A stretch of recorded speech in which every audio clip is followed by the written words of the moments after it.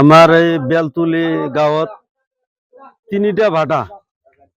এটা হল LBI ভাটা, এটা হল মা ভাটা, আর এটা হল সান ভাটা।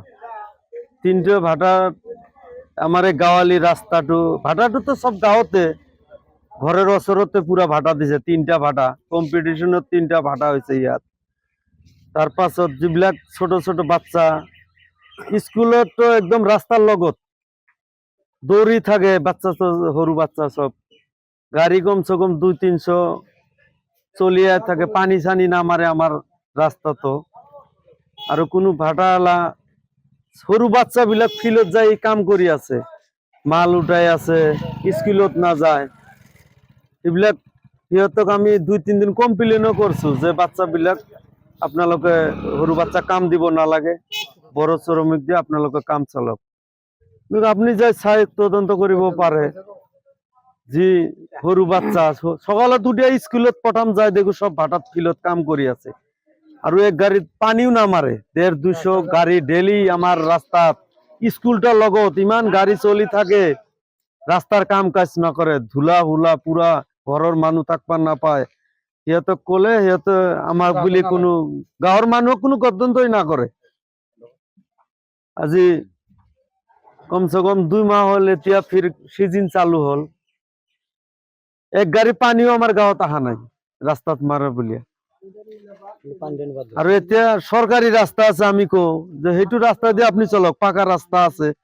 আমার গাঁৱালি ৰাস্তাটো আমাৰ লড়া ছোৱালী স্কুলত যায়, যেহেতু স্কুলটো হল একদম রাস্তার কাপত, কিন্তু এইবিলাক বুলি ধান্দাই না দেয়। আমি এতিয়া গাড়ী যাওয়া বন্ধ কৰিছো। আমি গাড়ী যাবা নেদিও, যেহেতু পানি ছানি নাই মারে। এই বাচ্চা বিলাক স্কুলত যায়, সরু সরু বাচ্চা দৌড়ি থাকে, কোন বাচ্চা কোন টাইমত এক্সিডেন্ট হবো এইটো তো আমি না জানি। গার্জেন তার লগত স্কুলত না যায়। শিশু শ্রমিক আপনি চাওক ইনকোয়ারি কই, পুরা ফিল্ডত যায় দেখো কমসে কম 100-150 শিশু শ্রমিক কাম করি আছে। স্কুলের ছাওয়াই কমসে কম 20 জন স্কুলত গেলে আরো 10 জন কমসে কম আপনি ভাটাত যায় চাওক, ভাটাত ফিল্ডত পাবো কাম করি আছে। স্কুল একটা স্কুলও নাই আমার ভাটাত, ইমান মানুহ কাম কৰি আছে। আপোনালোকে একদিন আহি চাওক আমাৰ ভাটা বিলাক তদন্ত কৰি। একটা স্কুল নাই, সব বাচ্চা সকালত যাই দেখক ফিল্ডত 4টাৰ পৰা কাম কৰি আছে। সৰকাৰেৰ কাৰা প্ৰশাসনক আমি আহ্বান জানাও যে আমাৰ শিশু বাচ্চা বিলাক তদন্ত কৰি ভাটাত কাম বন্ধ কৰিব লাগে আৰু স্কুলৰ ব্যৱস্থা কৰি দিব লাগে, নহলে ভাটা বিলাক বন্ধ কৰিব লাগে। মোৰ নাম মোহাম্মদ ৰমজান আলী। আমাৰ ঠাইখনৰ নাম হল ফলিমারি বেলতুলি পাটন। আজি আমি আমার রাইজের মানুষ সকলে মিলি আমি রাস্তাত থিয় হই। আমার এই 3খন ভাটা আছে, 3খন ভাটাত দিনত ভিতৰত নহলে 1500 মান গাড়ী চলে আমাৰ এইখন ৰাস্তা দি।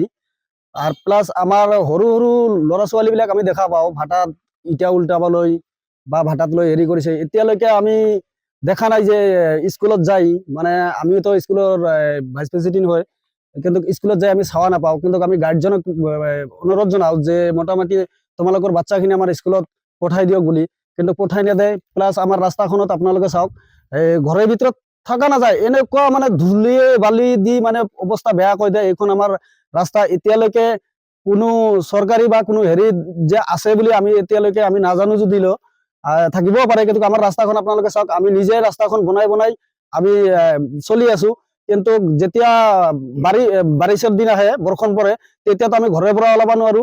এতিয়াও ইমান ধূলি বালু, আপোনালোকে যাই চাওক, নিজে চাওক।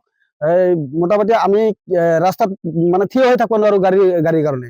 আৰ এইলা সব ইটৰ গাড়ী। ইয়াত 3খন ভাটা আছে, স্কুলত নাযায়।